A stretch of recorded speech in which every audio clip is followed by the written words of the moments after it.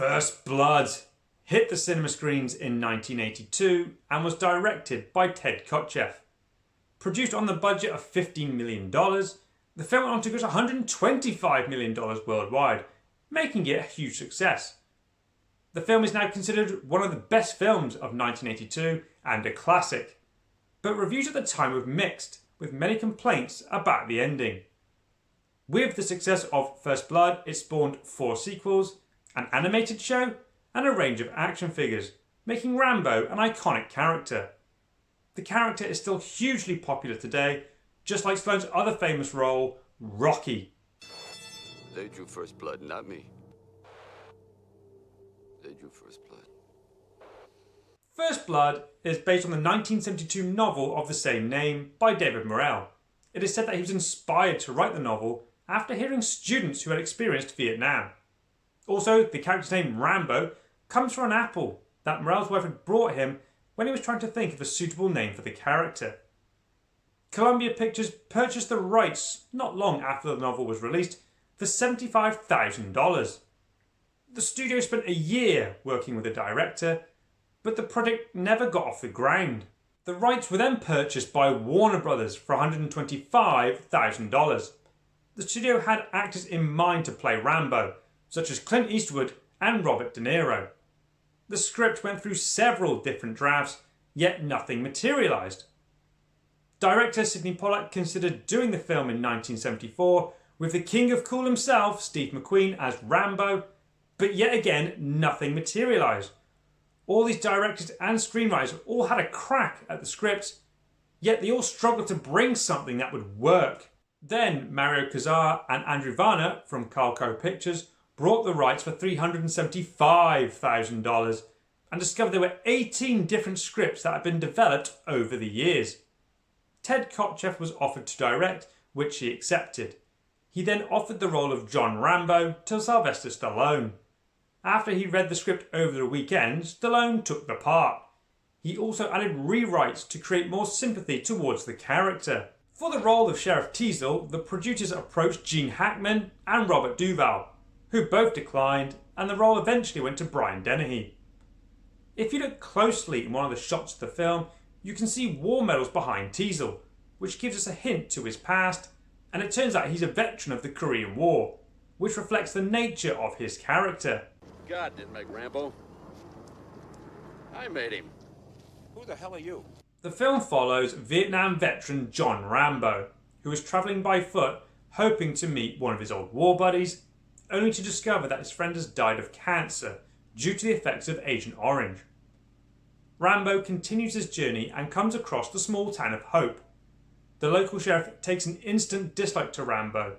Believing he will cause trouble, he drives Rambo to the edge of town and tells him not to return. But Rambo ignores the warning and decides to head back into Hope. Sheriff Teasle notices Rambo and decides to arrest him. He is then taken to the local police station and placed in one of the cells. The officers then begin to mistreat Rambo, and he starts to have flashbacks of when he was a prisoner of war.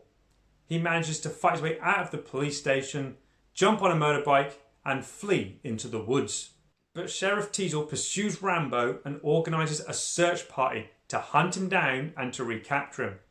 It's only then the group discover that John Rambo is a Green Beret. Those Green Berets, they're real badass. But when Rambo takes out one of the officers, he is forced deeper into the woods. With the officers in hot pursuit, they don't realise the traps that await them.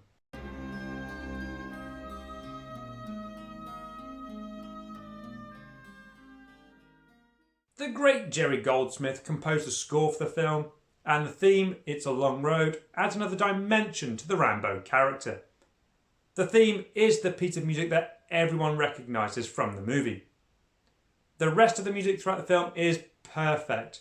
The drama and sadness that's portrayed in the music comes from Rambo's past. The action and hunting Rambo sequences do have that heavier sound to them, but still captures the mood of that scene amazingly well. It's over! Nothing is over! Nothing! With the success of First Blood, sequels were inevitable. First Blood Part 2 was released in 1985 and was met with mixed reviews and was even considered for being one of the worst films of that year. Which is madness, because First Blood Part 2 isn't that bad. Despite the mixed reception, the film made a killing at the box office, grossing $300 million worldwide. Rambo 3 was released in 1988 and sees Rambo head off to Afghanistan to rescue his friend Colonel Troutman, who has been captured by the Russian army. The film is of its time and was referencing the current conflict between the Soviet Union and the Afghan forces. However, when the film was released, the Soviet Union had pulled out of Afghanistan and were no longer at war in the Middle East. I find Rambo 3 a decent enough action flick. Not much plot to it. Troutman is captured and Rambo turns into a one-man army to rescue him. It did perform relatively well at the box office, grossing $189 million. The fourth entry of the series, titled Rambo, was released in 2008. 20 years after the release of Rambo 3. The film returns to the roots of First Blood, making the film with a more realistic tone to it. The body count is high, violence and gore are at a premium, and it does show the horrors of war.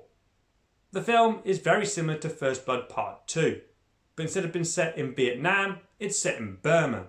But we do get some good characters for Rambo to work with. Then in 2019 we got the final instalment of the franchise, Rambo Last Blood. I quite enjoyed the movie. Action-packed, extremely violent, but that's what you expect from a sequel to First Blood, right? In the film, Rambo travels to Mexico to save his adopted niece, who went looking for her father, only to be captured by the Mexican cartel. Just like with its predecessors, the film received negative reviews, but fared well at the box office. My favourite sequel is the fourth entry, Rambo. What is your favourite sequel to First Blood? Let me know in the comments below. I was first introduced to First Blood in my early teens when I saw an advert on ITV1 for a Friday night action movie, and the advert piqued my interest. To me, the first instalment of this franchise is the best. The tone for First Blood is completely different than its sequels. Rambo doesn't go around on a killing spree like he does in Part 2. He does kill a police officer, but that is by accident. You have this character that has returned from Vietnam and has been treated like shit by his country, that has no respect for him, putting his life on the line. Rambo just wants to be left alone, but has to fight back due to the prejudice of a local town sheriff. He's a troubled individual and is clearly suffering from the effects of the war. With the loss of all of his friends, there are moments where Rambo just snaps, believing he's back in Vietnam, and he does whatever he can to protect himself. Sylvester Stallone delivers a great performance as John Rambo. He is a man of few words, but when he does decide to speak, Stallone makes sure that what he has to say is important. One of the most iconic moments in the film is where Rambo breaks down and shows the emotions he's been hiding since returning from Vietnam. It's a very powerful and emotional scene and shows how great Stallone is as an actor and writer. Brian Dennehy also delivers a solid performance as Sheriff Teasle. He is the villain of the film, but not in the traditional sense. He's not a bad guy at heart, but lets his pride and position of power blind him in going too far. We do have that awesome moment where Rambo corners Teasle and tells him to let it go. Once Rambo flees, we see Teasle break down in tears, showing us he's not a macho man. I have not read the book, but I have heard it's more violent. Rambo goes on a killing spree, and he does die at the end. That version of the character, I think audiences would have had a hard time getting behind. The film made the right decision and making Rambo a more sympathetic character that people could become invested in. Ted Kotcheff does a great job in directing, and the cinematography for the film is brilliant. With the town sequences, everything looks colourful and natural. Then we go to the forest sequences and everything's dark and cold and replicates the look and feel of the jungles in Vietnam. All the elements, performance and direction and musical score provides that constant quality to the film. The film has hardly aged and looks incredible even today. Don't worry about special effects because everything was done in camera. The runtime is perfect. It's a tightly edited film that gets its points across and gets you invested in the main characters. which focuses on Rambo, Teasel and Troutman. I highly, highly recommend First Blood. Sure, the sequels are fun and entertaining with over-the-top action, but First Blood just has that impact that the sequels don't. My rating for First Blood is 8 out of 10. If you've enjoyed the review, please subscribe and hit the like button to help make the channel grow. One war against one man. Thanks for watching the Real Reviews. Don't push it. Don't push it. I'll give you a war you won't believe.